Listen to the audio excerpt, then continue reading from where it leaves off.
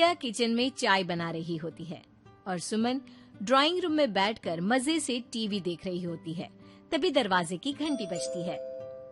प्रिया, जरा देखना तो कौन आया है। देखती हूँ मम्मी जी। प्रिया दरवाजा खोलती है तो सामने पड़ोस वाली विमला आंटी खड़ी होती है। नमस्ते आंटी जी, कैसी हैं आप? मैं तो बिल्कुल ठीक हूँ बेटा, पर तेरी सास को क्या हुआ है? आजकल कहीं दिखती ही नहीं है। जब देखो तब टीवी के आगे जमी रहती है। अंदर तो आइए आंटी। अरे ओ दीपक की अम्मा, कहाँ हो? अरे विमला, आओ आओ, क्या बात है, बड़े दिन बाद याद आई तुम्हें मेरी। मैं तो हमेशा ही तुम्हें याद करती हूँ, पर तुम ही गायब रहती हो और आजकल तो बाहर भी नहीं आती जाती। तबीयत तो ठीक है ना तुम्हारी? अरे तबीयत को क्या होना है, इस उम्र में तो कुछ ना कुछ लगा ही रहता है। मेरी छोड़ो, तुम ये बताओ कि क्या चल रहा है गली मोहल्ले में। तुम गली मोहल्ले की छोड़ो, चल तो तुम्हारे पड़ोस में रहा है। तुम्हारी नई सहेली आई है। मेरी कौन सी नई सहेली? मैं तो यहाँ बस तुमसे बातचीत कर लेती हूँ या फिर बाजू वाली शर्मा की बहू से दो चार बातें कर लेती हूँ। इसीलिए तो कहा कि तेरी नई सहेली आई है। अब कोई पड़ोस में आया है तो बात तो होनी ही है। कम से कम इसी बहाने हमारा भी एक ग्रुप बन जाएगा। फिर सब मिलकर अपनी बहुओं की शिकायतें किया करेंगे। दोनों हंसने लगते हैं। तभी प्रिया चाय लेकर आती है और सामने टेबल पर रख देती है। दोनों चाय पीती हैं और बातें करते हैं। चलो मैं चलती हूँ, अब कल मिलते हैं। राम राम। अगले दिन प्रिया किचन में कुछ काम कर रही होती है और सुमन आराम से सोफे पर बैठकर मटर छिल रही होती है। तभी डोरबेल बजती है। प्रिया दरवाजा खोलती है तो सामने उनकी नई पड़ोसन खड़ी होती है। जी, आप कौन? मैंने पहचाना नहीं। नमस्ते बेटा, मैं शारदा, आपके बगल वाले घर में अभी 2-4 दिन पहले ही शिफ्ट हुए हैं। ओह अच्छा अच्छा अच्छा, नमस्ते आंटी, अंदर आइए ना आप। देखिए तो मम्मी जी, आज कौन आया है। इतना कहकर प्रिया किचन में चाय बनाने चली जाती है। नई पड़ोसन को घर पे देखकर सुमन थोड़ा हैरान हो जाती है। नमस्ते बहन जी, मैं शारदा, आपकी नई पड़ोसन। अच्छा अच्छा, आप हैं हमारी नई पड़ोसन। आइए आइए, और बताइए कैसी हैं आप? जी बिल्कुल ठीक हूँ। वो दरअसल घर पर छोटी सी पूजा रखवाई थी, बस उसी का प्रसाद देने चली आई। सोचा इसी बहाने नए पड़ोसियों से भी मुलाकात हो जाएगी। ये तो बहुत अच्छा सोचा आपने। सुमन प्रिया को आवाज लगाती है। अरे ओ बहू, जरा चाय पानी का तो आके पूछ लो। ये आजकल की बहुएं भी ना, जब तक बोलो नहीं तब तक कुछ नहीं करेंगी। आई मम्मी जी। प्रिया चाय लेकर आती है। दोनों बैठकर चाय पीती हैं और खूब सारी बातें करती हैं। अच्छा बहन जी, अब मैं चलती हूँ, फिर मिलते हैं। अब तो आना जाना लगा ही रहेगा। शारदा के जाने के बाद प्रिया किचन से बाहर आती है। क्या बात है मम्मी जी, आप दोनों को देखकर तो लगा ही नहीं कि पहली बार मिल रही हो।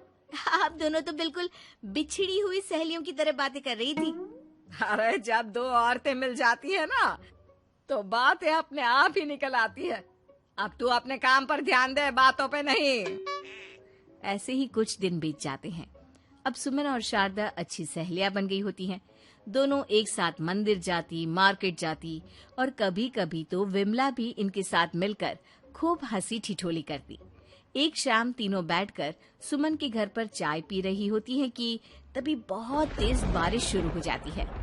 सुमन जोर से प्रिया को आवाज लगाती है। प्रिया, ओ प्रिया, देख कितनी तेज बारिश हो रही है। जाके छत से सारे कपड़े ले आ, नहीं तो सब भीग जाएंगे। सुमन 2 बार आवाज लगाती है लेकिन प्रिया का कोई जवाब नहीं आता। शायद प्रिया कुछ काम कर रही है, इसीलिए कुछ जवाब नहीं दे रही।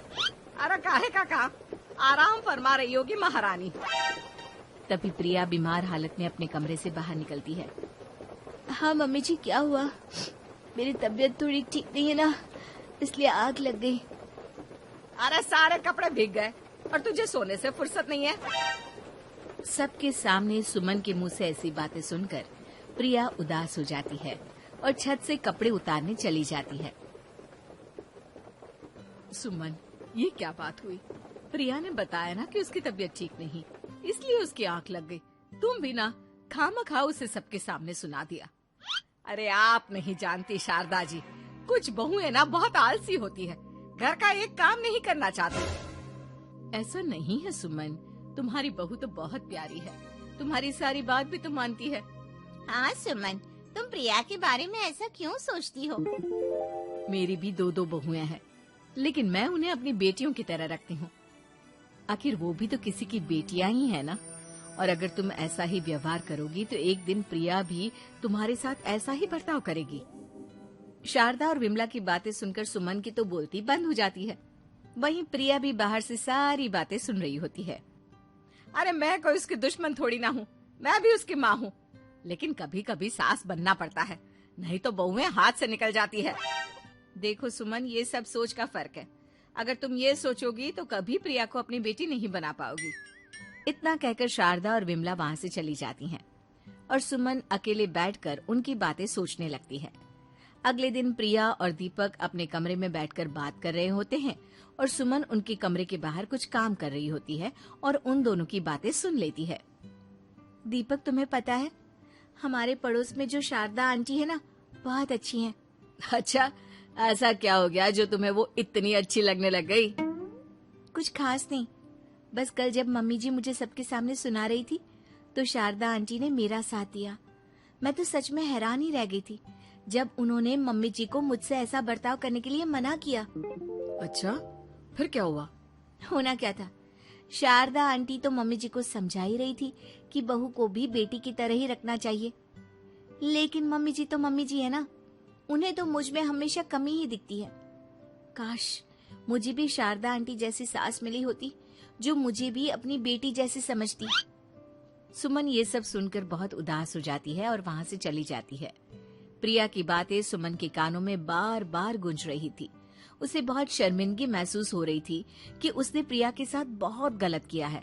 अगले दिन सुमन शारदा और विमला को बुलाती है। क्या बात है सुमन, आज तूने ऐसे अचानक क्यों बुलाया? सब ठीक तो है ना? हाँ हाँ, सब ठीक है, तुम दोनों बैठो तो सही। तब तक दीपक और उसके पापा भी आ जाते हैं। प्रिया, तुम भी आ जाओ। क्या हुआ मम्मी जी, आपने बुलाया? हाँ प्रिया बेटा, मैं आज सबके सामने तुमसे माफी मांगना चाहती हूँ। मैंने आज तक तुम्हारे साथ बहुत बुरा व्यवहार किया है, लेकिन तुमने कभी भी मेरे साथ बुरा बर्ताव नहीं किया। मुझे अपनी गलती का एहसास हो गया है, हो सके तो मुझे माफ कर देना। प्रिया अपनी सास की बातें सुनकर हैरान हो जाती है। उसकी आंखों में आंसू आ जाते हैं। प्लीज मम्मी जी, आप मुझसे माफी मत मांगिए, मैं भी आपकी बेटी ही हूँ। वैसे एक थैंक यू तो मेरी नई सहेली को भी बनता है, जिसकी वजह से मुझे मेरी गलती का एहसास हुआ। शारदा बहन, आपका बहुत बहुत शुक्रिया जो आपने मेरी आंखें खोल दी। अरे क्या सुमन, तुम भी ना। तो फिर इसी बात पर चाय और पकोड़े हो जाए? हाँ हाँ, क्यों नहीं।